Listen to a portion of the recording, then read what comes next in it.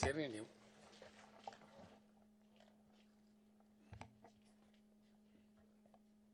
నాకు ఎంత తృప్తి ఉందంటే ఆ ప్రైవేట్ ఆసుపత్రుల దోపిడీ బారి నుంచి ప్రజలు రక్షించబడ్డారు ఒకటి. రెండోది, ఈ మధ్యనే వైద్య ఆరోగ్య శాఖ మంత్రి గారు కేసీఆర్ కిట్తో పాటు న్యూట్రిషన్ కిట్ కూడా ప్రవేశపెట్టారు. అది చాలా ఆనందకరమైన విషయం. ఆ న్యూట్రిషన్ కిట్స్ చాలా పెద్ద కోటీశ్వరులు లక్షాధికారులు తినేటువంటి వస్తువులు దాంట్లో ఉన్నాయి. మంచి బ్రహ్మాండమైన నెయ్యి కానీ, ఆ ఖర్జూర పండ్లు కానీ, రకరకాల వస్తువులు దాంట్లో పెట్టారు. నేను స్వయంగా చూశాను. చాలా చాలా బాగుంది. నేను హెల్త్ మినిస్టర్ గారిని వారి డిపార్ట్మెంట్ని కూడా దాన్ని డిజైన్ చేసిన దానికి అప్రిషియేట్ చేస్తూ ఉన్నాను. ఆరోగ్యవంతమైన సమాజం, ఒక బలమైనటువంటి పుష్టికరమైనటువంటి తెలంగాణ సమాజం నిర్మాణం కావాలంటే మొదటి దశ నుంచి తీసుకోవాలి. చాలామంది కొన్ని విషయాలు తెలియవు. స్టంటింగ్ ప్రాబ్లం ఒకటి ఉంటుంది. స్టంటింగ్ ప్రాబ్లం అంటే పిల్లల యొక్క ఎదుగుదల సరిగ్గా ఉండదు. ఒక్క జనరేషన్ కనుక దెబ్బతింటే స్టంటింగ్ ప్రాబ్లంకి లోనైతే ఆ సమాజం, ఆ రాష్ట్రం, ఆ దేశం కోలుకోవడానికి మినిమం 75 సంవత్సరాలు పడుతుంది.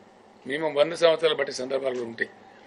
ఆ స్టంటింగ్ ప్రాబ్లం నుంచి అధిగమించాలంటే తల్లి గర్భంలో పెరిగే శిశువు కూడా ఆరోగ్యంగా బలవర్ధకంగా పెరగాలి.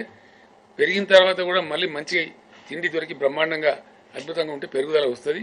అప్పుడు ఫ్యూచర్ జనరేషన్స్ కూడా బాగా వచ్చే అవకాశం ఉంటుంది. ఆ స్టంటింగ్ ప్రాబ్లం పోవడానికి కూడా మన డిపార్ట్మెంట్ వాళ్ళు కృషి చేస్తూ ఉన్నారు. ఆ రకంగా మాతా మరణాలు, శిశు మరణాలు అంటే ఈ గర్భం వచ్చి ప్రసూతి అయ్యే సందర్భంలో చాలామంది భయపడుతుంటారు. దానివల్లనే హాస్పిటల్ని ఆశ్రయిస్తూ ఉంటారు. అక్కడనే కొంత దోపిడీ గురికావడం జరిగింది. అది నివారించాలని చెప్పి ఇన్స్టిట్యూషనల్ డెలివరీస్ అంటే హాస్పిటల్లోనే ప్రసవించేటువంటి పద్ధతి, అది మన ప్రభుత్వ ఆసుపత్రులలో ప్రసవించే పరిస్థితి తీసుకురావాలని ఈ న్యూట్రిషన్ కిట్ కానీ, అమ్మఒడి వాహనం కానీ, కేసీఆర్ కిట్ కానీ పెట్టి మనం ప్రజలను ఆకర్షించడం జరిగింది. మన వైద్యులకు నేను నిజంగా మొత్తం వైద్య సిబ్బందికి, డాక్టర్లకి సాల్యూట్ చేస్తూ ఉన్నాను. ఎక్కడి నుంచి ఎక్కడ తీసుకొని పోయినారంటే మీ యొక్క కృషి వల్ల పేదల దోపిడీకి లోను కాకుండా ఉండడమే కాకుండా చాలా చక్కటి ఫలితాలు మనం రాబట్టగలిగినాం. మాతా మరణాలు, మ్యాటర్నల్ మోర్టాలిటీ అంటారు, దాన్ని మదర్ మోర్టాలిటీ కూడా అంటారు, ఎంఎంఆర్ అని అంటారు. అది 2014లో 92 మంది చనిపోయేవారు. ఇవాళ దాన్ని మనం 43కు తగ్గించగలిగాం.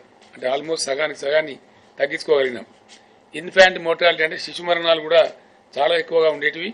గతంలో 39గా ఉండేటివి 2014లో. మనం 23కి వచ్చేటప్పటికి 21 మాత్రం తగ్గించగలిగాం.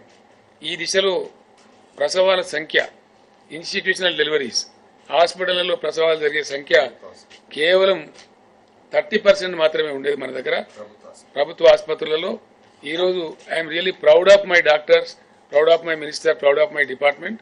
That has now gone to 76%. Government హాస్పిటళ్లలో డెలివరీలు 76% పెంచుకోగలిగినాం. అంటే పేదలు దోపిడీ గురి కాకుండా ఉండడమే కాకుండా చాలా చక్కటి వైద్య సదుపాయాలు పొందడం, మంచి శిశువులకు జన్మనివ్వడం చాలా గొప్పగా అద్భుతంగా మనం తీర్చిదిద్దుకోగలిగినాం. మీ అందరితో కూడా నేను కోరేది, ఎక్కడ కూడా లోటు లేకుండా పారామెడికల్ కోర్సెస్ కూడా ప్రతి దగ్గర మనం స్టార్ట్ చేస్తూ ఉన్నాం. ఖర్చుకు వెనకాడకుండా, ఖర్చుకు భయపడకుండా. కాబట్టి మంచి ఫలితాలు రాబోయే రోజుల్లో మనకు వస్తాయి. మన రాష్ట్రం చాలా పటిష్టంగా ఉంటుంది. అంటే ఆల్మోస్ట్ నెక్స్ట్ ఇయర్ కాలేజీలు కూడా స్టార్ట్ అయితే Telangana will be producing 10,000 doctors A year. 10,000 doctors అంటే 10,000 మంది డాక్టర్లను ఒక తెలంగాణ రాష్ట్రం సృష్టిస్తుంది. ఇది తెలంగాణ సమాజానికే కాదు, భారత సమాజానికి కూడా బ్రహ్మాండంగా మనం సేవ చేసేటువంటి అవకాశం, అంతర్జాతీయ స్థాయికి కూడా మన పిల్లలు పోయి సేవలు అందించేటువంటి అవకాశం కూడా బాగా వస్తుంది. ఆపర్చునిటీస్ చాలా పెరుగుతాయి. ముఖ్యంగా నేను ఇప్పుడు కొత్తగా కాలేజీలో చేరినటువంటి విద్యార్థులకు నా యొక్క అభినందనలు, నా ఆశీర్వాదాలు. మీ అందరికీ నేను మనవి చేసేది ఒకటే, వైద్యం నారాయణం హరి అని చెప్పి మీరు ప్రత్యేకంగా చదువుకున్న వైద్యుని యొక్క విశిష్టత ఏంటంటే ఆ పని ఇంకోళ్ళు చేయలేరు. ఒక ఇంజక్షన్ ఇవ్వాలన్నా, ఒక టెస్ట్ చేయాలన్నా, ఒక డయాగ్నోస్ చేయాలన్నా, ఒక ఆపరేషన్ చేయాలన్నా డాక్టరే చేయాలి. ఐఏఎస్ ఐపీఎస్ ఆఫీసర్లు ఉంటారు కానీ వాళ్ళు ఆ పని చేయలేరు. ఐఏఎస్ ఆఫీసర్ జబ్బు పడితే కూడా మళ్ళీ పరిగెత్తాల్సిన డాక్టర్ దగ్గరికి. కాబట్టి మీరు స్వీకరించే వృత్తి ఏదైతే ఉందో చాలా పవిత్రమైనటువంటిది. దాన్ని ఈ మధ్య కొంతమంది మలయం చేసి కొంత చెడ్డ పేరు తెచ్చారు. మనకు తెలంగాణ వైద్యులు అంటే గొప్ప వాళ్ళని ఒక మంచి పేరు రావాలి. అది మీరు సాధించాలని చెప్పి నేను కోరుకుంటా ఉన్నా. భవిష్యత్తులో మీరు మీ చదువులో గొప్ప విజయాలు సాధించి మంచి ప్రొఫెషనల్ డాక్టర్లుగా ఎదిగి జాతీయ స్థాయికి, అంతర్జాతీయ స్థాయికి కూడా పేరు తెచ్చుకునే ప్రకారంగా గొప్ప వైద్యులుగా మీ విజయం సాధించాలి. మీకు ఆ పేరు ప్రతిష్ట రావాలి. మీ తల్లిదండ్రుల యొక్క గౌరవాన్ని మీరు పెంచాలి.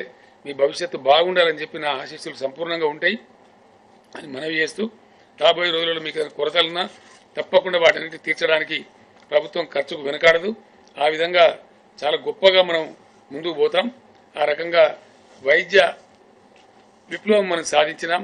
దేశంలో నంబర్ 1 స్థాయికి పోయినాం.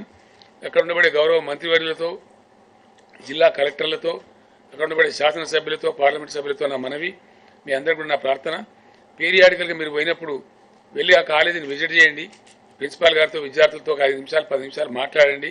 అక్కడ మంచి చెడ్డలు ఉన్న మీ సహాయ సహకారాలు కూడా అందించి తప్పకుండా ఇవన్నీ బాగా పటిష్టమైనటువంటి విద్యా సంస్థలుగా, పటిష్టమైన కళాశాలలుగా రూపుదిద్దుకునేదాకా మన పరిశ్రమ కూడా కొనసాగాల్సి ఉంటుంది.